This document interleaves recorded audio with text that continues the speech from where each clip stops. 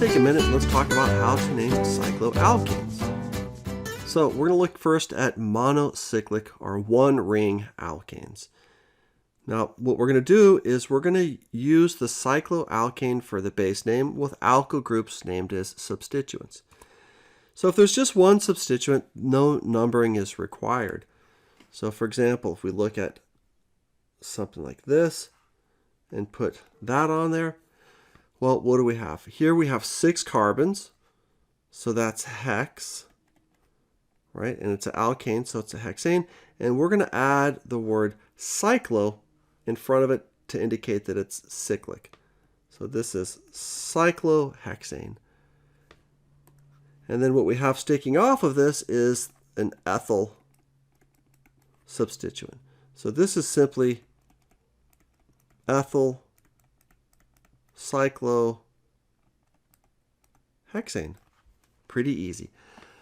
So we don't need a 1 there because it's assumed to be at the 1 position basically. Now, what happens if there's more than one substituent? Well, that's going to be happening more often than not. So when there are exactly 2 substituents, there's going to be a tie in the numbering of them. So we put the substituent with the first name in alphabetical order at the lower number. So let's take a look at what that means. So let's look at another cyclohexane, and then why don't we do this? So I think you can see, right, we first, by the way, we know half of it. It's a cyclohexane. But we could number this number 1 and 2, or we could number this number 1 and 2.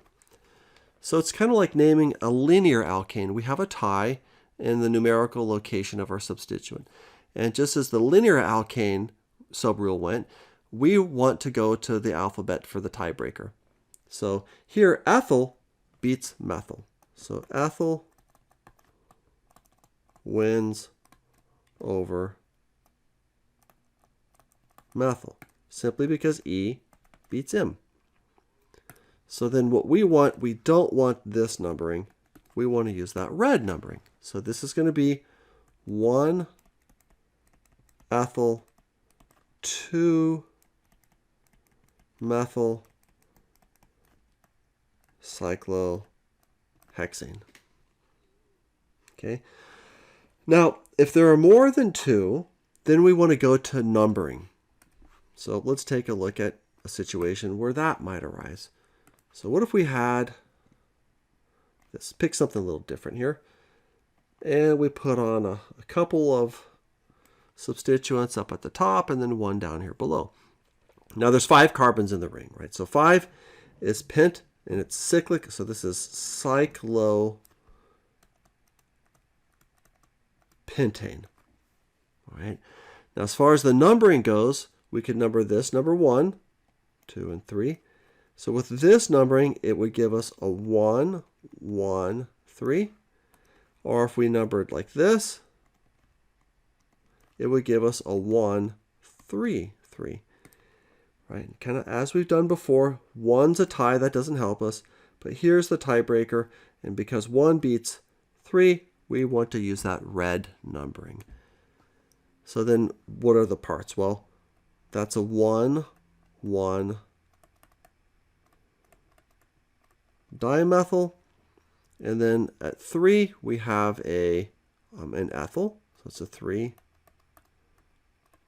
ethyl, and then we put these things together.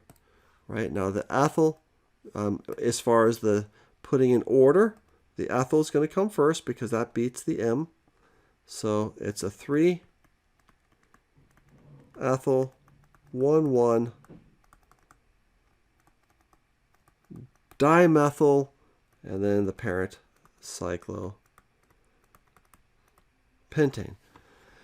So remember that the numbering in the ring is just to get the lowest possible number, right? So if we have more than one substituent, then you might end up having a substituent that has a letter higher up in the alphabet being your number 1 position versus your number 3. So that's why the 3 comes first in this case. It just is coincidental that the 3 happens to be in E. It starts with the E in ethyl. So that has priority over those methyls up at carbon number 1. Sometimes you see things like this where there's 7 carbons here. So here's your heptane. But as a substituent, maybe like right off the middle, you have something like this. So the question is, who's the parent? Well, is it the cyclopropane or is it the heptane?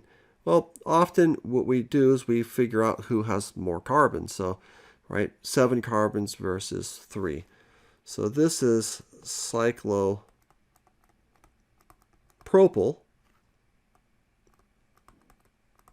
heptane. Now, we can't leave it like that. We need to say where that cyclopropyl is, so it's at number 4.